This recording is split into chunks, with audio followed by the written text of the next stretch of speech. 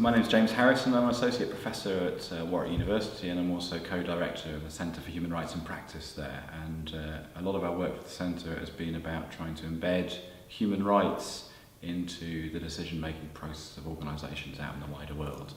And one of the key tools for doing that we've found is equality and human rights impact assessments. Your standard impact assessment process that are undertaken by many public authorities up and down the country will involve an individual department making an assessment of an individual policy, a budget, a practice, etc., and coming to a conclusion about what the equality and or human rights impact assessment of that policy or budget or practice are. But if we think about this from a human rights perspective, the human being is the most important part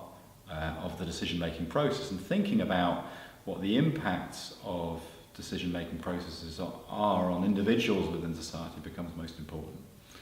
And sometimes decisions can be made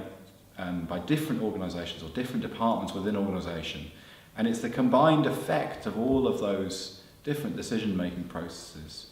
that can lead to real problems for equality and human rights within the community. So to give you one example of that, in Coventry, when we undertook a human rights and equality impact assessment of the spending cuts on women in Coventry, what we found was there were a number of occasions where there were a wide range of different decisions made by local authorities that were all having an impact on the same women. For authorities that want to make a serious effort to assess combined impacts, the important thing is that from an early stage they're joined up in their thinking. So where I've seen it done most successfully is where authorities have identified particularly vulnerable groups who they've identified may be subject to a series of different decisions that are going to affect them. So people with disabilities, or people from ethnic minorities who are already disadvantaged, and lone parents, for instance, and other groups who are particularly reliant on the services they provide. And then the question is for authorities to get together, get everyone in the room, as it were, to talk about together about how all the different decision-making processes that may be operating, from social services to education to health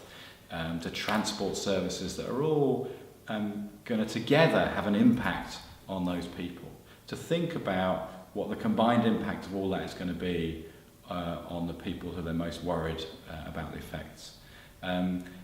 by getting in the room to begin with and talking about those kind of issues, they can then plan an impact assessment process that is going to give them an insight into how to plan and mitigate the effects on the people who are most likely to be affected by the decision-making processes.